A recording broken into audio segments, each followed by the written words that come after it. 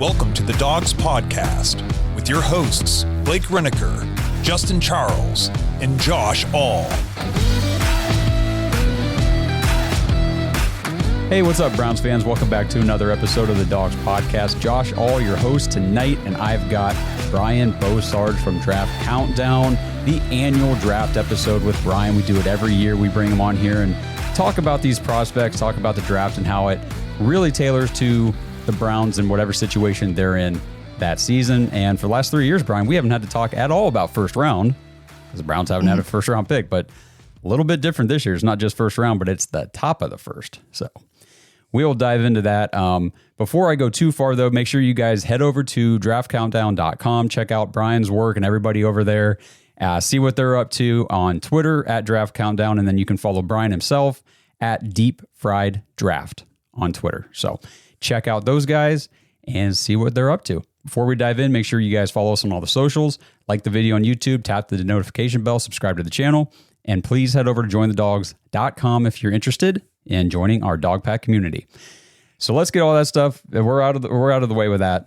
Let's talk draft because that's what we're here to do. So I really want to get your opinion on, I guess before we do that, I always have to remind everybody, Brian's a Bengals fan. Boo. But it's all good. We've got AFC North ties. So we understand the division very well. We understand the opponents and what the goal is up here in the North. But with that number 2 pick, Brian, I just want to get your opinion. Where do you feeling that the Browns are going to do? I would be, unless the Titans do not take Cam Ward, which I think we're all of almost universal agreement at this point that is where they're going to go with the first pick. I think it's going to be Abdul Carter, the edge rusher from Penn State. Pair him with Myles Garrett and just wreak havoc on those suspect offensive lines in the AFC North for the next 4-5 years, however long Myles has got left in him there. But Abdul Carter, dude had a broken hand in the college football playoff semifinal and just wreaked havoc the whole game. And just his pass rush upside is tremendous. His ability to bend, he affects in the running game. He affects in the pass game. We're not going to get any testing data on him, but I would imagine just based off prior history of Penn State pro days that he would have blew it out of the water whenever he did it. So I think that is the number 2 pick in the draft. If they do indeed pass or do not have the chance to take Cam Ward. That's interesting. Definitely been seeing a lot of the Abdul Carter stuff. Our podcast, we're very much got to get your quarterback. That's kind of the way we lean. Just watching AFC North, watching the Browns all these years, we just never have a freaking quarterback. And it's like, we had all these great players at other positions last year and we won 3 games because we had no quarterback. But I take nothing away from Abdul Carter. I definitely think he's like the best player probably in the draft or one of the best. But, the way things kind of went today, so there was a bunch of rumors and weird things that happened. So first the Browns were trading for Dak Prescott, and then about an hour later, it's like, no, that's not true. They're not doing that, blah, blah, blah. So that was fun. That was a fun hour. But before that, the Browns, Jimmy Haslam, the owner, Andrew Berry, the GM, Kevin Stefanski, head coach, they all went down to Miami and held a private workout with Cam Ward. And it's interesting kind of the dynamic that's going on right now because Tennessee keeps kind of floating out there through the national media or whatever. And that's how I look at it anyway, that they're kind of shopping. Maybe they're open for business on that first pick. And then the Browns are throwing out there through the national media, I think we're going to trade down. We don't really want to be up here. It's kind of like, I feel like there's this push and pull going on. And then there's been this like vibe that Tennessee's all over Abdul Carter from kind of early on in the, college football playoff season. It's, what are you winking for? We like Abdul Carter because we want you to come up here and give us a first round pick in 26 to swap up 2-1. Yes. Okay. I see. You're being Tennessee in this situation, which is exactly what I'm kind of feeling like might be going on, where they think, look, we want to take Abdul Carter, but we don't want to take him at 1. We can get stuff for this pick and still get Abdul Carter. Let's get Cleveland to come up here. Let's make them think that we're taking Cam Ward and all this kind of stuff. So then today it comes out, well, they might be open to, looking to trade that number 1 pick. Cleveland comes out. they might be leaning toward taking Abdul Carter. It's just like this back and forth game it's kind of fun to watch, honestly, but it just gives me this feel that there is still an opening where the Browns could go get Cam Ward, which I'd like to get your opinion on him specifically, because to me, I think he's clearly QB1 in this class. I think he's got what it takes, both physically, with his skill set, with his arm talent, his athleticism, and just his mental, his processing, the way he approaches the game on and off the field. I feel like he's just like kind of the complete package, but what do you think about him?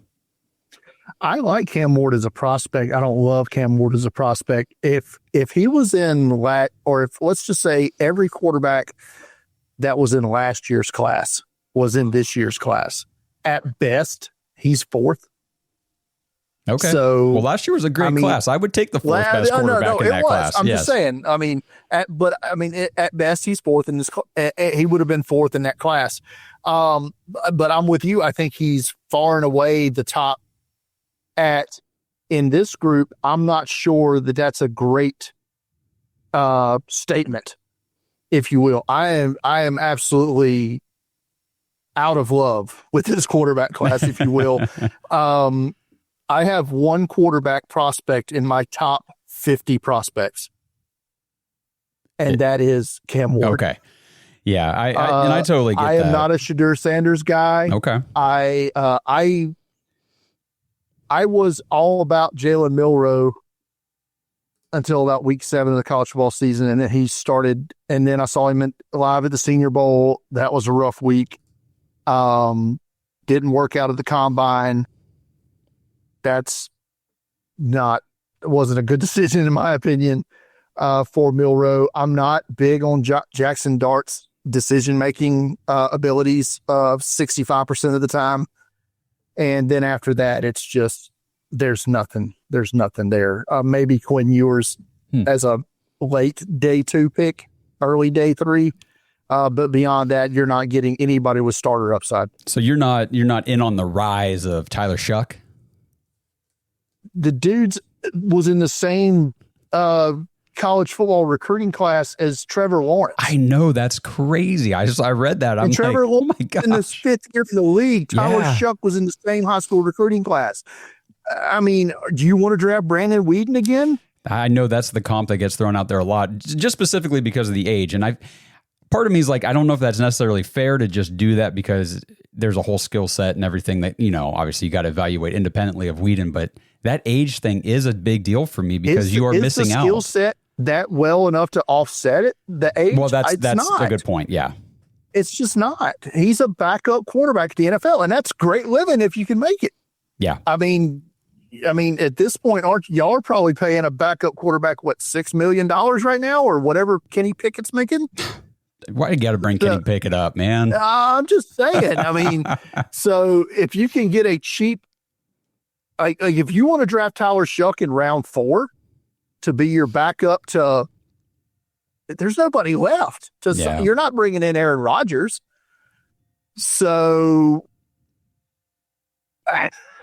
I don't know what the Browns are going to do at quarterback. Right. I just don't think it's going to be, unless it's Cam Ward. I don't think they're going to do anything in this draft class at 2. Let me say that at 2. So if so Tennessee takes Cam Ward 1, kind of, which is still the assumed move at this point, kind of consensus. Browns go Carter or Travis Hunter. I've talked about that before. I could see that too, by the way. Could see Andrew Berry being infatuated with the skill set of Travis Hunter. And he's already said that he views him as a wide receiver first. And that's kind of how I am too. I think that his wide receiver skill set is nice. You're not so sure? I don't disagree. I just don't think he's an outside receiver at the NFL. I think he's more of an inside guy. Maybe I'm wrong, but I view him as a corner first, wide receiver second. Okay. Me personally. Now, like I said, most teams I think view it the other way around. Either way, he's a game-changing type player on either side of the ball. I think he's the best overall player in the class. Okay. As far as overall skill set and everything. As far as overall, he's going to be the number 1 overall on my board, my final board, with Abdul Carter being second. Okay. All All right, so if that's the case, if that's how it plays out, they go Carter or Hunter, whatever. I know you just said you're not high on any of these quarterbacks at all. Is there any shot that you think is worth taking at any point with the Browns? I know there's been a lot of connection with them to Jalen Milroe. You just brought him up. I mean, where do you think Jalen Milroe goes? Like, if that's the guy that if they miss out on Ward and they're thinking, we'll pass on Sanders, we got our eyes on Milroe, where do they have to take him? I think it's going to have to be at 33. That's what I think too. Okay. And I would be okay with that. Like I said, I don't know that on my board, I don't think he'll be nearly that high. But as far as taking a chance, I think of all the quarterbacks in this draft class, Ward, Sanders, Milroe, Dart, I think Milroe has the highest upside. But his floor is way lower than some of the others. Yeah, his range of outcomes is the biggest, right? Like you just said, he could be out of the league in 3 years. Boom or bust, right? Yes, I mean, that is what they say. But I've heard a lot of, and I said this on a podcast this week, I've heard a lot of analysts kind of break down his tape and say, man, if he kind of just fixes this footwork thing and the way he transitions his weight and his drop back, like he's got the squared off stance, like just stagger that thing and it'll get you in your drop back quicker, it'll get you on your reads quicker. Maybe if he puts it together, you're right. His ceiling could be. And correct me if I'm wrong, but the OC with the Browns is Tommy Rees, correct, which was his OC at Bama the year he had his most success. Yes. And they ran a more pro-style offense. He had a drop-off this year. Multiple factors. I think the change in coordinator hurt. I think he lost probably 75% of the weapons he had off of from the Alabama receiving unit in 23 to 24. He had basically one receiver that he could count on this year, and that was, you may have heard of the 17-year-old Ryan Williams. Maybe a little bit. Who's not 17 anymore, thank God. But you may have heard of him. But after teams realized about halfway through the season, hey, Ryan Williams is really all they got, and they shifted their coverage that way. He didn't really have a big game like he had the first half of the season and the second half of the season. So I think that hurt him a little bit as well. And then he kind of tried to start doing a lot more that was above his skis a little bit. And that's kind of what you saw his play dip in that second half of the season, culminating in that horrible bowl game against Michigan, and then continuing on in, like I said, the Senior Bowl and everything after that. Do you think Milroe's a better prospect coming out than Anthony Richardson was? That's a good prospect style comp, except for Richardson's humongous. But Milroe's not a small guy. No, I think he's 225, 230. Yeah, I mean, he's pretty rocked up. Yes. And he's also young, like Richardson. It's a very good comp skill set wise. I don't think his arm is as big as Richardson is. I think he's every bit as fast. And the other thing that, because people will throw that out there like, well, Anthony Richardson, that didn't work out. And my pushback is always, not that I'm like out there, sword and shield defending Jalen Milroe, but I'm just saying he played a lot more games in college than Anthony Richardson. There's a lot more tape. He's got a lot more experience. It hasn't worked out yet. Correct. I mean, we saw it last year. Sam Darnold's all of a sudden good again, or maybe Geno Smith. We've seen kind of resurrections in the last couple of years of some of these quarterbacks we had written off. So I don't want to, Bryce Young last year, look how well he played in the back half of the season after being benched. Could Anthony Richardson maybe have that sort of resurrection? We'll see. But I think that's a good prospect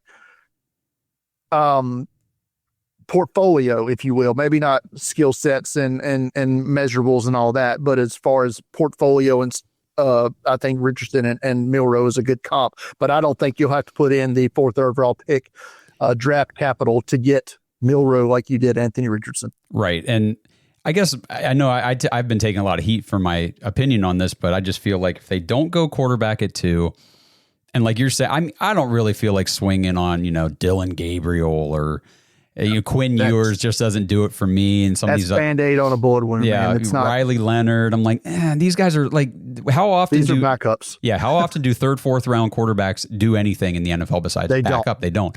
So that's why I'm like, then if you got to take a quarterback, pull the trigger on Milroe, because if you can put the passing thing together, the athleticism is going to make him an elite quarterback. Like, he's got that potential, and I'd be willing to bet on the skill set.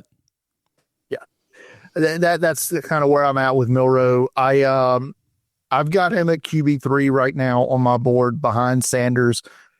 I may end up convincing myself to move him ahead of Shadur Sanders, but when it all just based on like what we've talked about, like I think he can get there. There's a lot of people that love Shadur Sanders. I'm not there. I think he brings a Tebow level circus with him that I think some teams may not like and may pass on him that way as well.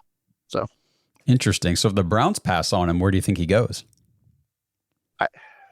I'm not ruling, even though they signed Russell Wilson yesterday, and they also signed Jameis Winston.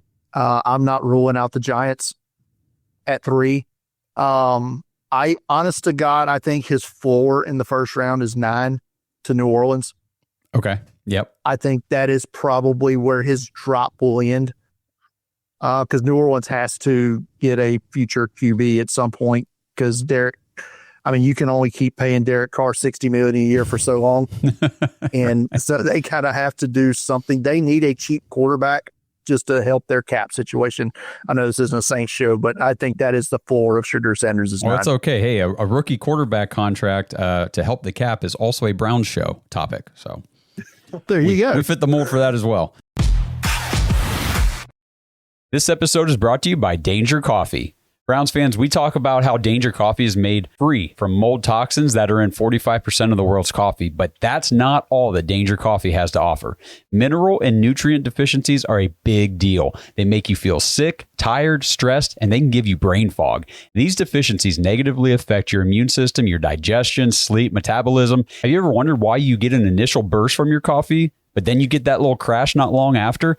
Danger Coffee's patent-pending process remineralizes your body with more than 50 trace minerals and electrolytes, leaving you more energized, engaged, powerful. These micronutrients enter the cells to boost performance. They bind to toxins to provide detoxification support. I know that sounds like a lot, but the bottom line, guys, is minerals matter, and most of us really don't get enough of them on a daily basis. Danger Coffee delivers micronutrients, plus it gives you access to the minerals you already have. Head to dangercoffee.com, use our code DAWGS, DAWGS, for 10% off your order, and that code can be used over and over, so you get 10% off every order you make using code DAWGS. It's time to start every day off with a cup of coffee that gets you going and actually keeps you going. dangercoffee.com, code DAWGS. So I think we'll just kind of move off. That's a lot of good quarterback talk, but I definitely want to get into some other prospects here while I got you. So the Browns also have the thing is, okay, I'll just backtrack. So with Abdul Carter, our little bit of pushback against that too has been our offense sucks.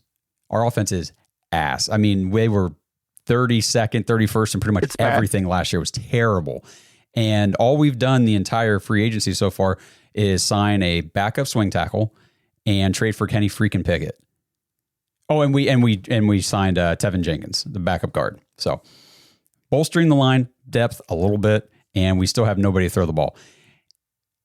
And we also have nobody to run it, because Jerome Ford has shown that he is not a workhorse level type of back. He's not a lead back. He's got some deficiencies in his game, and the Browns really need to get back to running the ball under not Ken Dorsey offense, because that was really, really bad to watch last year. So as far as running backs go, I don't want to talk about Ashton Genty. We're not taking Genty, but after that, maybe second, third round, who are some guys that you've got high on your board that the Browns, could take?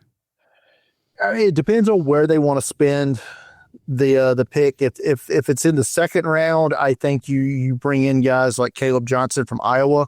I love Caleb Johnson. Would be a fun player. The Ohio State pair, Quinshon Judkins and Travion Henderson, I think are both there. If you dip into the third round, I think you bring in Cam Skattebo from Arizona State. Dylan Sampson, Tennessee, Basul Tootin from Virginia Tech. Those are third round guys. Then if you get into day three, it opens up.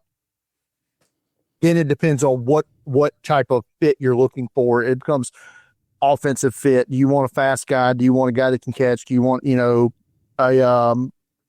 a more power back or whatever? So then it becomes a wide range of names. I will say this, though, about the Browns needing a running back, or any team in the NFL that needs a running back this year. The record in the modern draft era from 93 on of running backs taken in a draft, I think, was 31. Wow. It's either 30 or 31. I think we're going to break that this year. I think we're going to see more than 31 running backs selected over the 256 picks.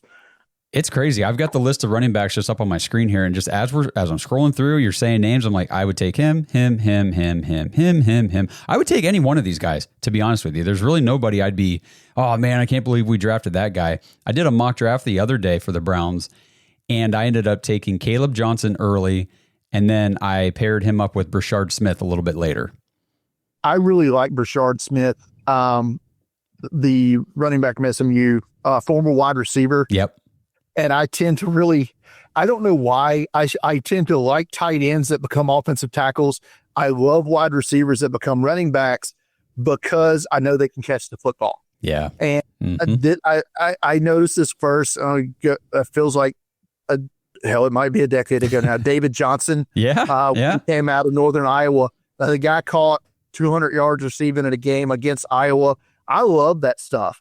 And this year you have Brashard Smith hits that mark as a former wide receiver, had a good week at the Senior Bowl doing just that. I love running backs that catch the football. Keep an eye on Woody Marks from Southern Cal, transferred from Mississippi State after they have, Mike Leach passed and they abandoned the air raid.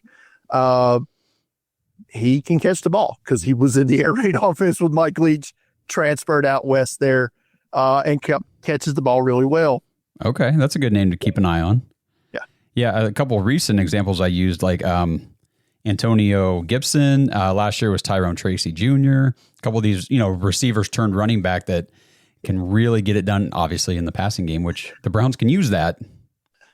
Yeah, you're gonna, like I said, and I think you're gonna see some undrafted running backs hit for teams as well this year. I mean, you're gonna get, like I said, you're gonna get down into it. So I think there's going to be at least 32 running backs get drafted, but it doesn't necessarily mean it's going to be the first 32 running backs, that I have on my board. I mean, you're going to get guys like small school guys like Shanderick Powell, a smaller guy out of Central Arkansas, I think is going to make a roster. So it's going to be fun. It's going to be a fun draft class. I don't think it's very strong at the top. And I think that's going to lend a lot of people to say that this is a bad draft.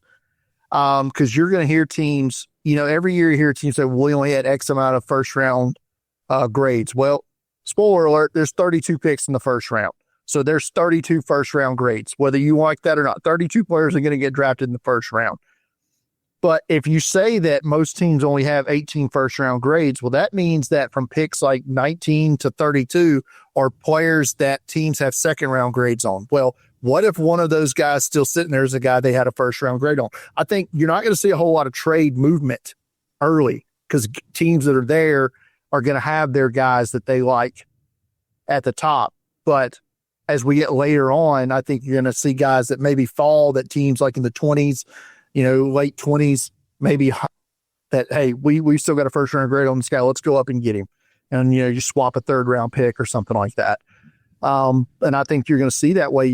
It's going to a lot of clusters at these positions, I think, because you're going to have similar grades from teams on different, even the same position groups. You're going to have a stack of running backs 5 deep. Okay, well, we think we can get this one of these 5 later. We'll trade back.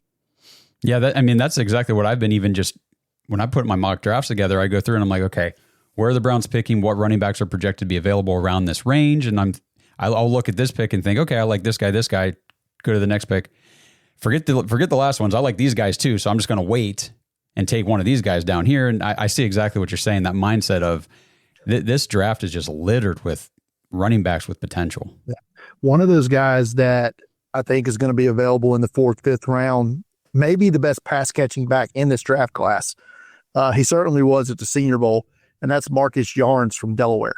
Okay. I've been hearing a little bit about him. So, Yeah, but not, he's really good. He's got good vision. He's 5'10", 189. But yeah, he catches the ball really well. Okay. So that'd be another guy. I'd really like to pair up one of these quicker pass catching backs with a bigger bruising back, like a Caleb Johnson or somebody like that. I don't think we're going to be in the market for like an Omarion Hampton. Do you think he's going first round? I think he's probably going to go in the top 20, probably. Okay. I think I've got a team mock coming out Friday for the Broncos, and I think he's a perfect fit for them at 20. If he doesn't go higher, depends on how many other teams like Genty and, end up going that route. I really love the idea of, if he's available at the Bengals pick in the 3rd round, then drafting Scatterboo to pair with Chase Brown. That just feels like a perfect match. It does for them. Yeah, Scatterboo's he's a good back. That'll be a fun one to see where he goes. What about like Travion, the Ohio State guys, Travion Henderson? Do you think he's going first round, or? I don't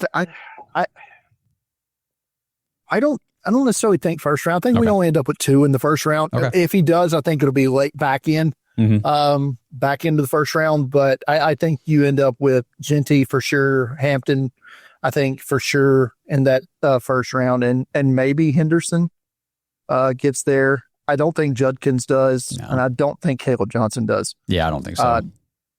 Not that I don't believe they're going to be starting running backs in the NFL, because I think they are. Matter of fact, I think you could end up, just looking at this, would not be surprised if 8 running backs in this class end up starting games as a rookie, if not more. Yeah, I could totally see that, especially depending on where they go and injuries and that kind of thing. These guys, you could see a whole slew of these guys taking over the NFL as rookies for sure. All right, so let's kind of keep with that first round talk with wide receivers. I've been seeing some big boards and some analysts and stuff kind of moving Matthew Golden from Texas up above Tedero and McMillan from Arizona. Are you with that? I'll tell you, me personally, I'm not a Golden guy. I'm not a Matthew Golden fan. His production scares me, the way it was very limited until just a quick burst at the end.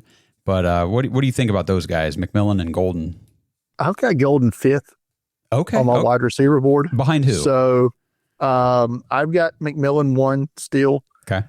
The speed is, I guess is about what we expected it was going to be, but I just love the big route. He can run tremendous routes for a man his size.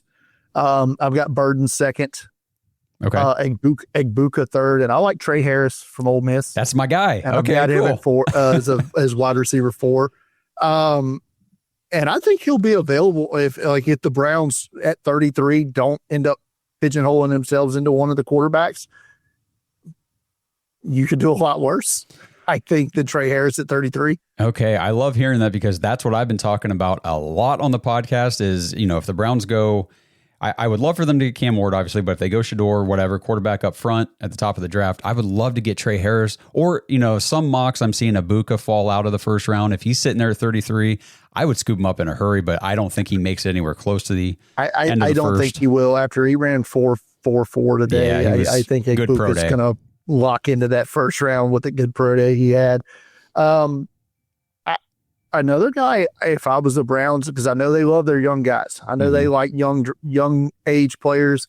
Elik Ayumanor, I don't know how to pronounce his name, from Stanford. He didn't play in the Senior Bowl. I didn't learn how to pronounce his name. I think he'd be a good fit for a team in that area of the draft. 3rd round, I think you bring in guys like they have 2 3rd-round picks, correct? Yes, they have the 3rd and the 30th. Yes, they had the Buffalo pick. Yep. So if you're looking in the 3rd round and you want to draft a receiver in that spot, I think you start bringing in guys like maybe Jack Besh from TCU, Isaiah Bond from Texas, both the Iowa State guys, Jaden Higgins, Jalen Noel, Savion Williams, TCU, Jalen Royals. I think, is a guy in that third round from Utah State that teams are going to like. And Ty Felton from Maryland, a highly productive guy for the Terrapins. I would have put Xavier Restrepo in that category, but homeboy ran 4.8 at this pro day. Yeah, so, I know. That's rough. He says he was hurt, but I would too if I ran 4.8 at my pro day and I was a wide receiver. So I cannot any longer justify that. If you get into the fourth round, you want to take some potential guys on potential. Isaac T-Slaw from Arkansas, I think is a guy that I would love to find a way on my roster. Okay. Those are some good names. We'll see what the Browns, what they decide to do in the draft. They're definitely going to have to take a receiver at some point because I talk about this all the time. It's currently 1 year wonder Jerry Jeudy and 3 good games in 2 years Cedric Tillman.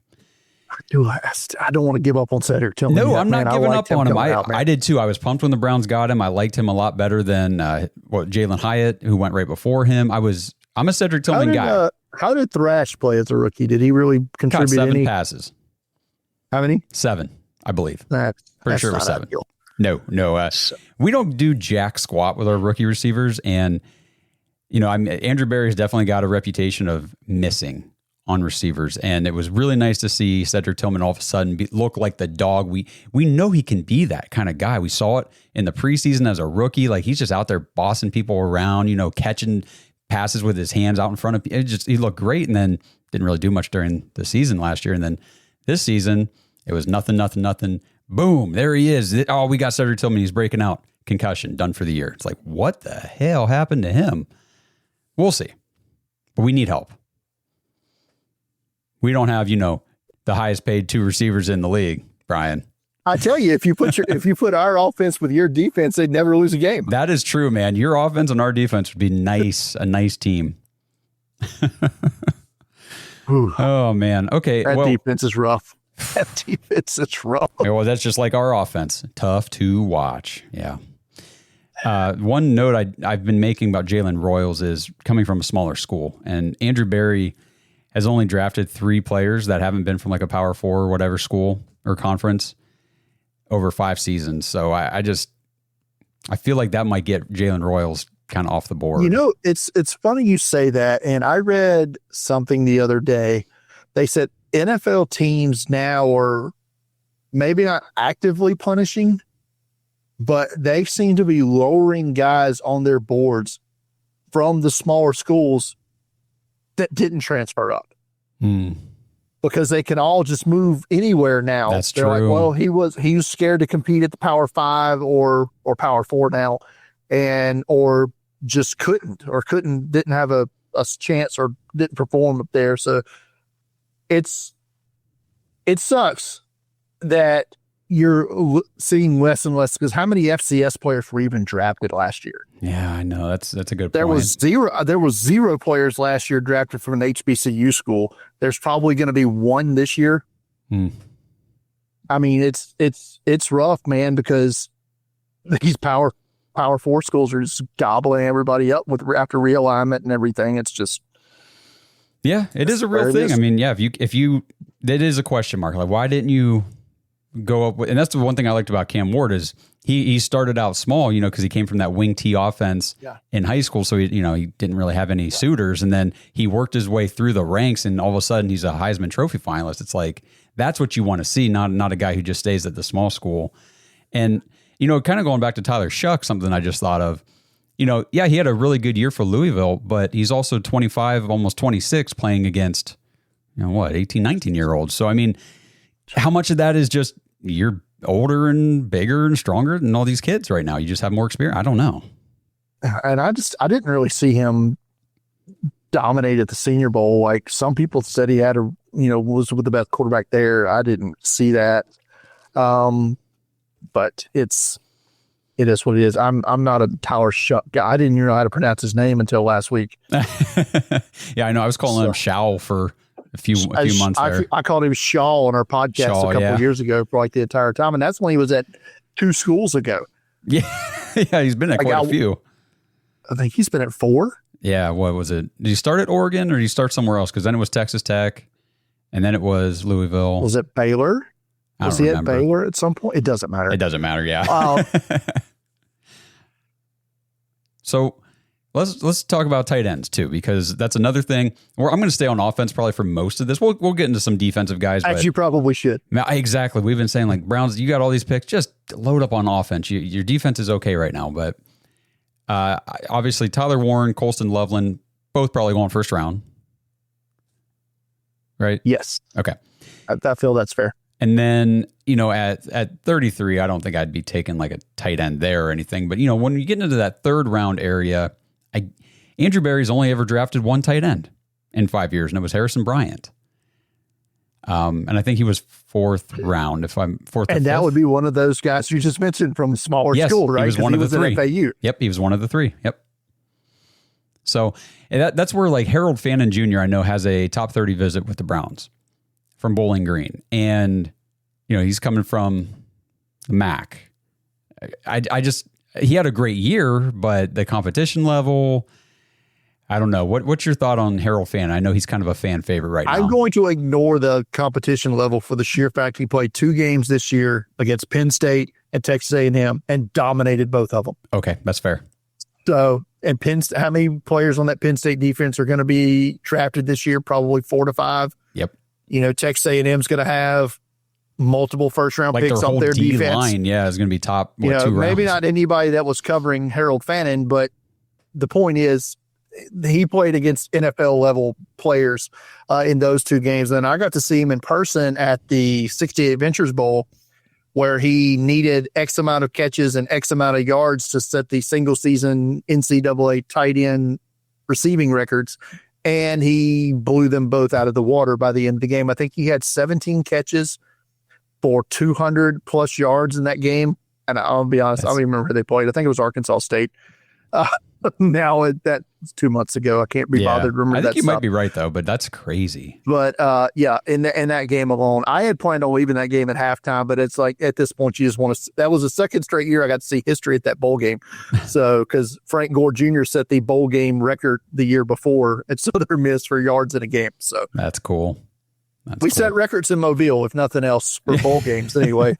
But no, I don't know if Harold Fannin will be there with their third round pick. I think he ends up going in the late second round.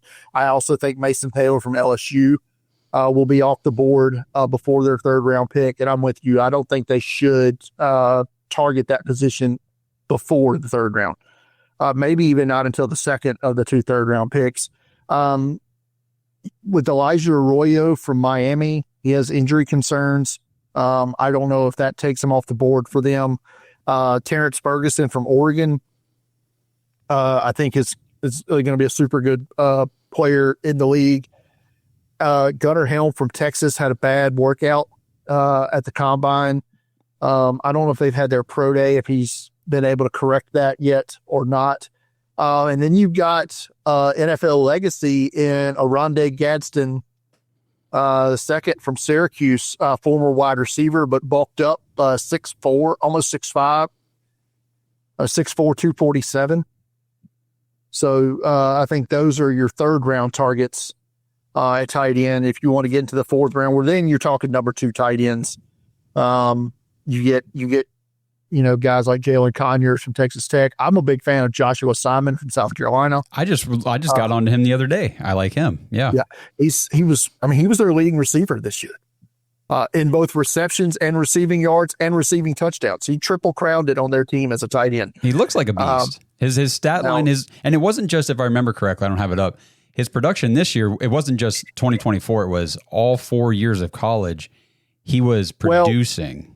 At Western Kentucky, he had high-level production. And then in 23 at South Carolina, he was injured. And that is he was injured a little bit this year as well. Okay. At South Carolina. So it's not serious issues. It's nagging issues like hamstring here, soft tissue stuff, which is why I think he's a day 3 pick.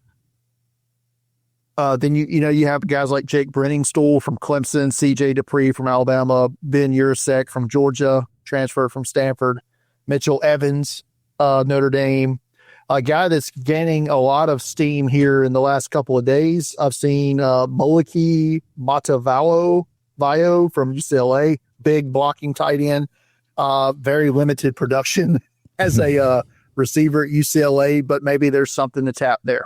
So. Okay.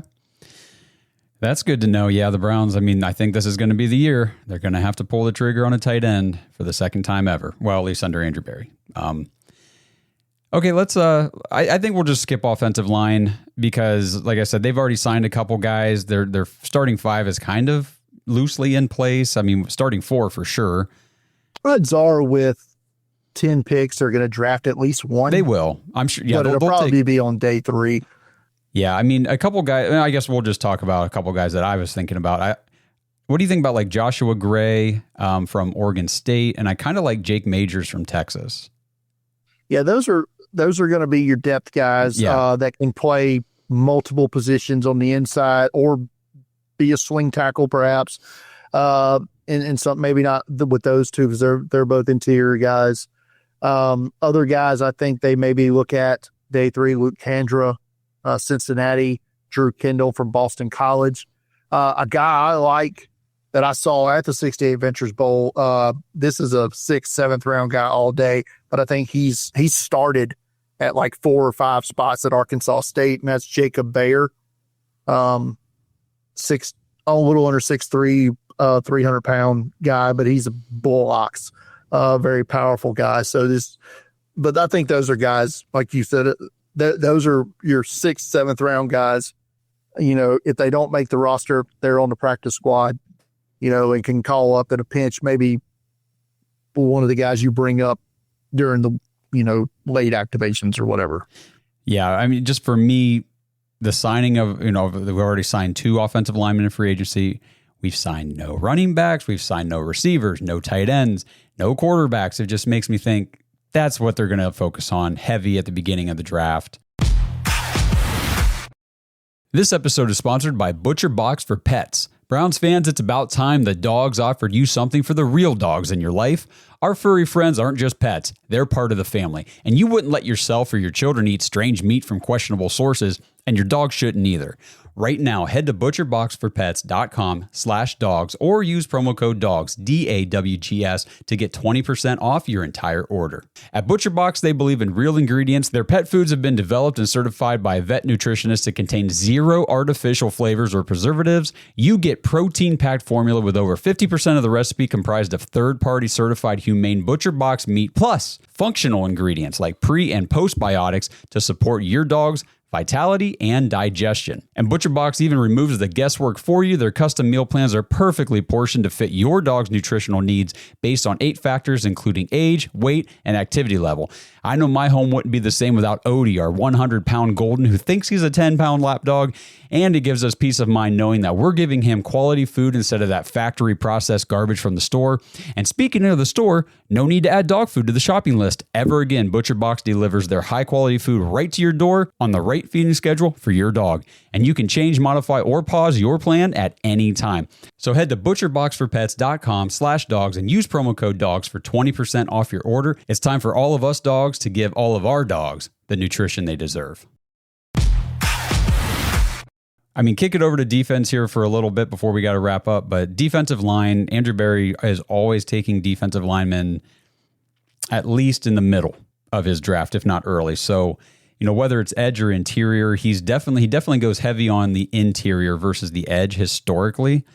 So who are some of the, I guess, interior defensive linemen that you could see the Browns going after maybe in that 3rd round and beyond area? I don't know if he'd be there in the 3rd round, but he may be a guy that they value too high to pass. Maybe they trade up from their top pick in the 3rd round into the mid-2nd round. If they see him kind of fall a little bit, that's TJ Sanders from South Carolina. I know he's a guy that I think fits their style of defense. He's a pass rushing interior defensive lineman. He's a playmaker. You can if you watch the LSU game this year, him, Kyle Kennard, they just dominated that LSU offensive line that's going to have probably 4 guys drafted. And Kyle Kennard's another guy, I think, 3rd round area. If they pass on Abdul Carter at 2, I think he's a guy maybe they look at in that 3rd round area. He led the SEC in sacks this year. Okay. So, but Other guys on the interior, I think that they may like in that third round. Jamari Caldwell, big nose tackle prospect out of Oregon. Jordan Phillips from Maryland.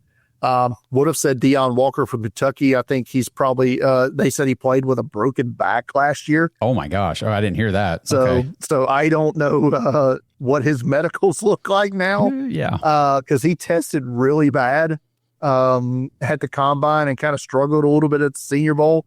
And then the reports come out that he played last year with something in his back. So that may push him down the board a little bit. A guy that I think, kind of goes under the radar a little bit, Omar Norman Lott from Tennessee. I think is a mid-round guy. CJ West from Indiana, tremendous combine. They're a guy whose name maybe not on the board. And I know Ohio State guys are all the rage. I'm a big fan of Tyleik Williams for them, and to a lesser extent, Ty Hamilton is a day 3 guy, early day 3. Yeah, he'd be a good one to kind of look at later on in the draft. So on the edge, then, I guess, if we don't go with Abdul Carter, the thing is, and they've already kind of addressed the edge too. They got Joe Tryon Shoyinka, and they kind of got him over there now with Isaiah McGuire and Obo Okoronkwo and Alex Wright. So I don't know if they would take an edge rusher as high as 33. I've seen a lot of kind of industry analysts saying, well, if the Browns go quarterback at 2, they need to take an edge at 33. And I keep thinking, why? Why do we have to take one at 33? I feel like this class is deeper at edge. I think if you're taking, if my logic here, see if it lines up with where you're at, you're taking Abdul Carter at 2 because he's the best player in the draft. He's a game-changing player. You don't pass up on that kind of talent. But if you're taking a quarterback or Travis Hunter, then, okay, well, we're not getting a game changer now at 33. Defensive end's not a need for us, really, but we can't pass up on that kind of talent. You just take that player, and then you figure it out. But if you're going to pass on that, then let's say you're probably not going to do it at 33. So like I said, you come into the third round. I mentioned Kyle Kennard, Princely Umanmielen from Ole Miss, is another nice guy there. I don't know why am I higher on JT Tuimoloau than everybody else seems to be. It's like nobody talks about him at all. All the guy did was make plays and produce at Ohio State, but everybody seems to like Jack Sawyer more than him. I don't. So, I think it was his playoff performance. Sure. He kind of popped when everybody's eyes were on it the most. I know Cleveland likes their Nigerian players, and Olawufemi Oladejo from UCLA exploded at the Senior Bowl. Just great week there. I think he's yesterday. Available at the top of the third round. Jordan Birch from Oregon, former 5-star out of high school, started at South Carolina, transferred out to Oregon. Tremendous size, has had some injury stuff this year and in past. Then you have LSU, Savion Jones, Braden Swinson, a couple of guys there to make plays. And maybe 4th round, I'm a big Antoine Powell-Ryland guy for Virginia Tech. He's undersized, but man, he's so productive for the Hokies. Okay. Those are good names there. Deep edge group. It's a deep edge group. Well, and that's exactly, I'm glad that you confirmed that for me, because that's what I was feeling, that why, if we pass on Carter, why are we forcing that position at 33 whenever we really don't need it, especially with how deep this class is. We need a receiver. We need a running back. If you're taking Carter, it's because he is the best player in the draft, and that's just what you do when you're picking the top. Right. To me, don't force it. Unless it's a quarterback, and even then, I don't think you should force the wrong guy. Shadur Sanders, don't do it. You take Abdul Carter, and you just figure it out. Okay, we've got 3 edge guys now. Well, we're just going to rush the passer a lot. Miles is going to kick inside on pass downs and obliterate Cordell Volson or whoever's starting at guard for the Bengals. I'm not going to lie. It'd be fun to see.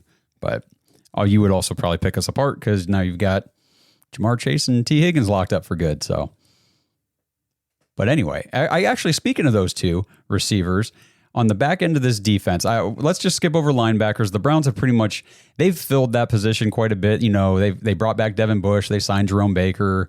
I think they're okay there. They don't invest heavily in that position typically anyhow, but safety is another position they haven't drafted a bunch. I think they've only drafted 2 over 5 years with Andrew Berry, Grant Delpit and Richard LeCount out of Georgia, but we don't have any safeties on the team. You know, we've got Grant Delpit, we've got Ronnie Hickman, who's a UDFA from 2 years ago. D'Anthony Bell just signed with Seattle, and Juan Thornhill, they told him to, hit the road. Fortunately, yeah. I mean, they needed to. I'm looking at the depth chart now, and of the 4 safeties on the roster, Delpit's the only one that was drafted. Correct. That's right. The other guys are like future reserves. Not ideal. Yeah. No, it's not. So who's some guys, and I'm, again, probably not at the second round, but maybe like that third round and beyond that you think could come in and turn into a decent NFL, caliber safety? So I don't think at the top this is a top heavy safety class. Right. I think you're going to have to, well, let me say that it is heavy at the top. The top 2, I think, are studs with Nicky Manwari and Malachi Starks. And then you get to the 2, 3, and 4 guys. I think they're second round guys, Xavier Watts from Notre Dame and Andrew McCaba from Texas. I think they're both playmakers. My number 5 safety is actually Billy Bowman from Oklahoma. And that's just because I think he's more of a nickel than he is a safety. Okay. If he is a safety, he'd be in the Bob Sanders type build. So that's why I think he's more of a nickel corner. So, but I do think you bring in that 3rd, 4th round area, you start getting guys like Jonas Sanker from Virginia. He tested really well. Caleb Branshaw from Tulane, tremendous at the Senior Bowl, making plays. And you have Ohio State's Lathan Ransom, I think, is a solid player. Malachi Moore, I think the Browns, I don't know if they're like a lot of teams, they love them some team captains. And Malachi Moore was a 2-time team captain in Alabama. That's just not something you see a whole lot there. After that, it starts getting kind of dicey. I think you're seeing more backups. But I think after Malachi Moore, I think the ability to start kind of fades. Gotcha. Yeah, I think that's a position that, like I said, historically has not been a focus for the Browns in the draft, but this year it's going to have to be because we didn't sign anybody yet. I don't see us. I mean, who are we trading for at the safety position? And we're definitely not going in with just Delpit and Hickman, I wouldn't think. Yeah, I don't even know who's still available in free agency at this point that could make a difference other than as a depth player. Right.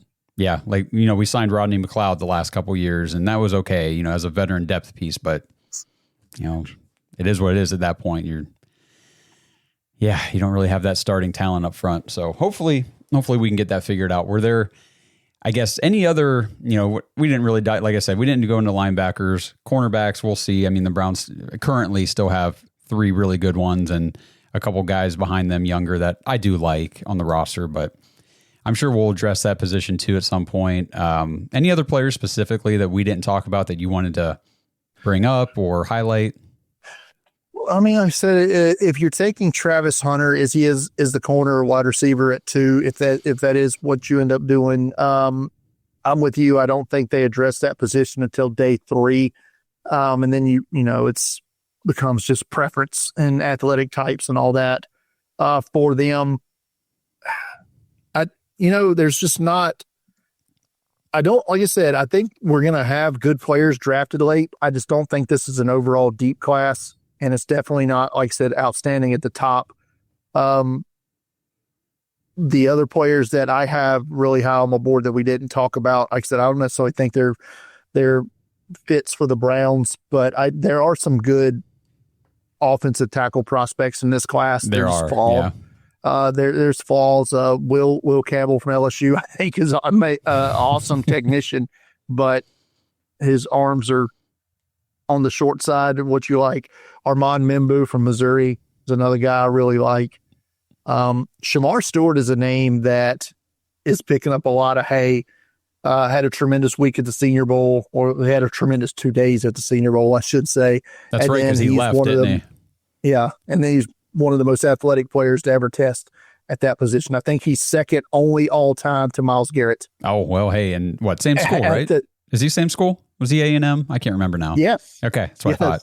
So I didn't put that. Von Miller also from Texas A&M. So oh, wow. they do like him some athletic edge guys at that school, but he's I think he's going to go really high. Tyler Warren, we didn't talk about, or Colston Love. We mentioned them, but at the tight end position, tremendous. And Mike Green from Marshall, hearing some off-field issues. Yeah, I've heard about that too. Going back to Virginia, but I don't know if that's cleared him or not.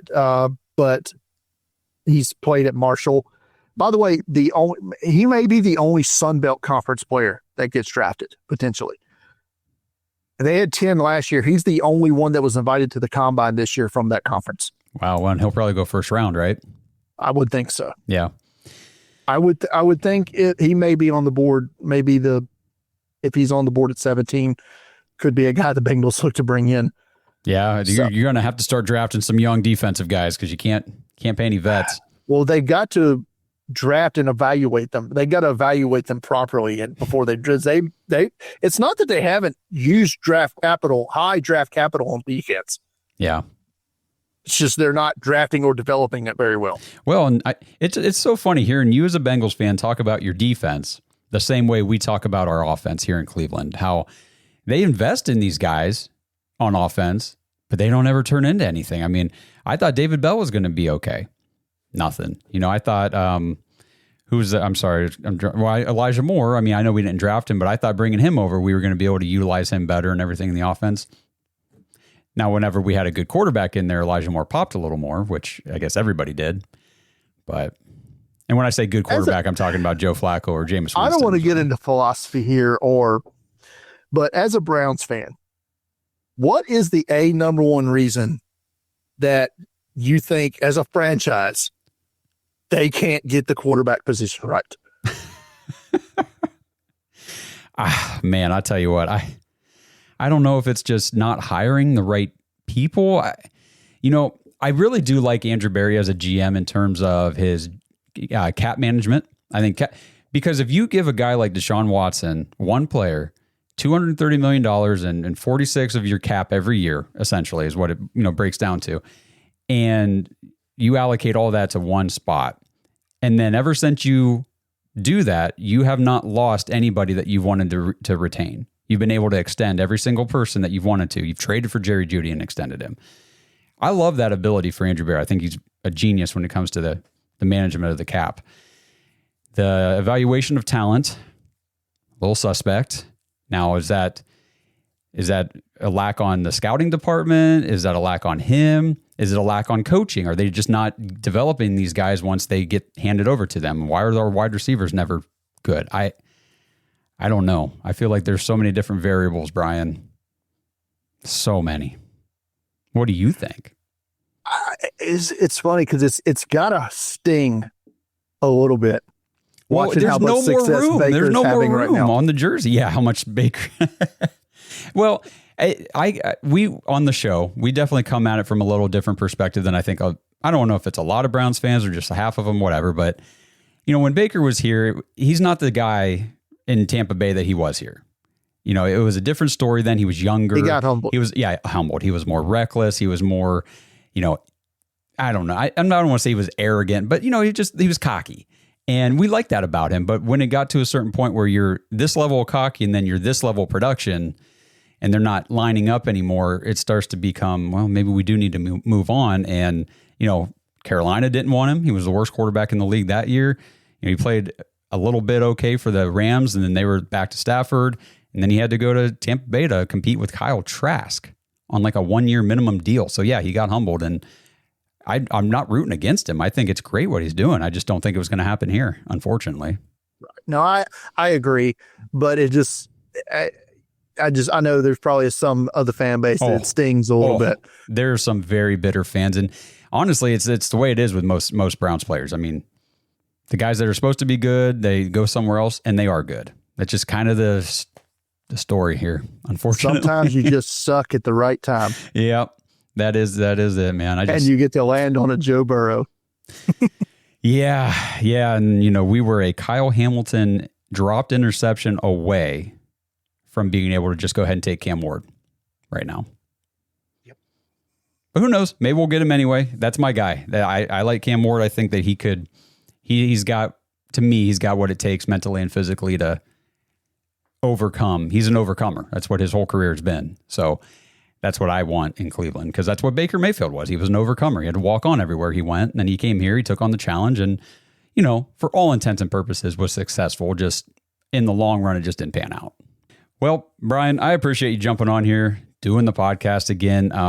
We got to quit doing these just one time a year. We got to do these multiple. It's just so much fun talking football. We should do them during the college football season too, just to kind of get a head start on some of these prospects. I'm down for it. Okay.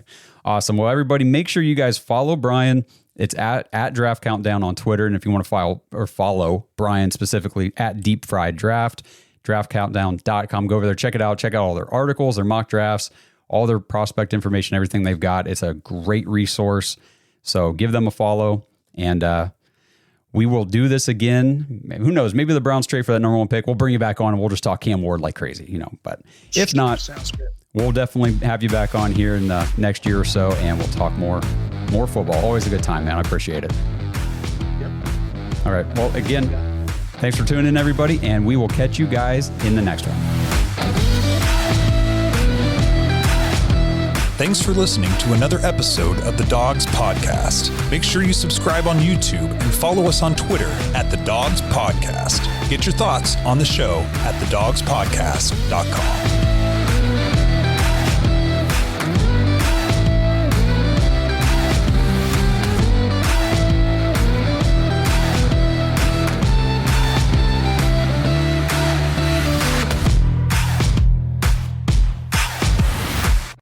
This episode is brought to you by Baden Sports.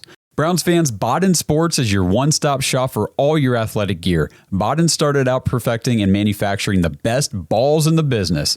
Yeah, if that sounded dirty, that's more about your mind than my words. But hey, it's true. Baseballs, softballs, footballs, basketballs, volleyballs, soccer balls, you name it, and Baden has engineered the highest standard sports balls available. And now they offer more than just sports balls. If you got kids playing baseball or softball, Baden has batting gloves and bats to go along with both game balls and training balls. If you're into basketball, Baden makes basketball specifically for indoor or outdoor use. Heck, Baden even has all the equipment you need for pickleball, which is one sport that I hear everyone is playing and yet I still never have. And I need to fix that soon.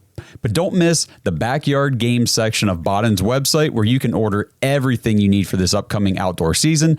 Pool balls, backyard volleyball nets, croquet, bocce, horseshoes, cornhole, and more. Right now, you can get 10% off your entire order at Baden Sports, BADEN sports.com/dogs, DAWGS, and use promo code DOGS when you check out. That's 10% off all the top quality sporting gear you need this season. BadenSports.com/dogs.